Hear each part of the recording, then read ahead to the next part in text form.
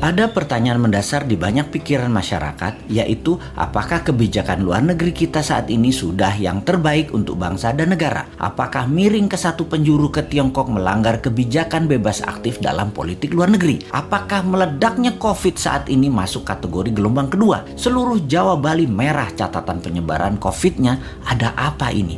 Apakah karena 2 juta orang mudik lebaran kemarin? Atau ada tangan globalis yang masuk? Menjawab pertanyaan sederhana ini akan menjawab pantaskah jabatan 3 kali dilakukan dengan merubah atau mengamandemen Undang-Undang Dasar. Banyak yang mendukung jabatan 3 kali beliau karena merasa manfaat kehadiran beliau di jabatan tersebut. Namun, partai politik yang masing-masing sudah punya putra mahkota ingin juga sang putra atau putri mahkota menjadi orang nomor 1 atau nomor 2 di Indonesia. Strateginya adalah dukung 3 kali dengan syarat putra mahkota atau putri mahkota jadi orang nomor 2-nya. Kalau tidak, mereka tidak akan mendukung. Tetapi New Mind percaya diri. Walau diubah di amandemen Undang-Undang Dasar tersebut, jadi boleh jabatan presiden 3 kali dan incumbent melaju mencalonkan untuk ketiga kalinya, maka ini menjadi perjuangan menarik antara old mind incumbent versus new mind. Perjuangan melawan yang terbaik adalah kompetisi yang paling menantang. Rasanya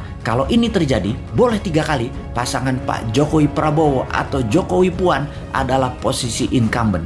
Dan New Mind dengan PD-nya akan mengatakan, saya lawan, saya maju, saya berminat untuk mengalahkan Old Mind. New Mind posisinya pasti tidak akan ke obor Tiongkok, tidak ke B3W-nya G7. Semua diakomodir, tapi kecil aja, secukupnya. Namun yang mayoritas adalah kekuatan bangsa sendiri. Kekuatan bangsa sendiri artinya sejarah berhutang panjang oleh pakar ekonomi kelas dunia katanya akan berakhir.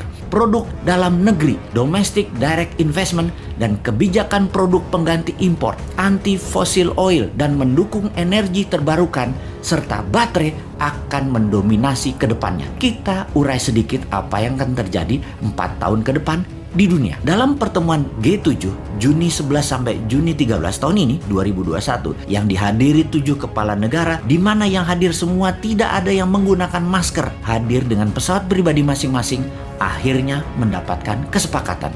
Kesepakatannya menarik dan media Indonesia untuk hal ini tidak digembar-gemborkan karena memang anti atau beda dengan kebijakan pemerintah saat ini yang miring jelas ke satu sisi, di mana di banyak negara ASEAN tidak terlalu miring ke satu sisi, tetapi tetap main 2 sisi, tetap main 2 kaki. Blok Barat dan Blok Tiongkok diakomodir.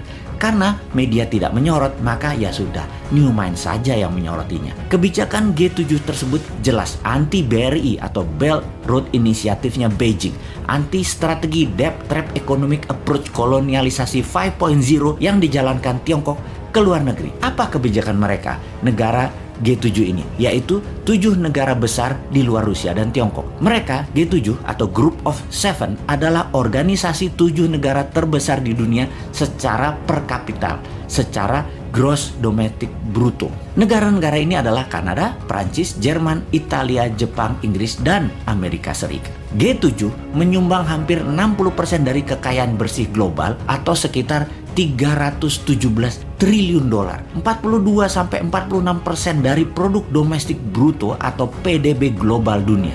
Sebagian besar anggota adalah kekuatan besar dalam urusan global dan memelihara hubungan ekonomi, militer, dan diplomatik secara erat dan saling ikat. Pertemuan di kota kecil Cornwall, Inggris ini melahirkan B3W yang artinya Build Back Better World, yaitu dengan menganggarkan dana sebesar 43 triliun dolar atau 10 kali dari anggaran obor Tiongkok yang nilainya 4,7 triliun dolar yang hanya untuk membiayai produk negara mereka sendiri yang produk akhirnya dipasangkan di negara koloninya. Yang menarik adalah B3W akan membangun negara kedua dan membangun negara ketiga dunia yang pro demokrasi murni.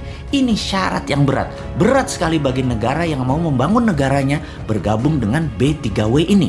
Mudah-mudahan Indonesia termasuk kategori negara demokrasi murni ya.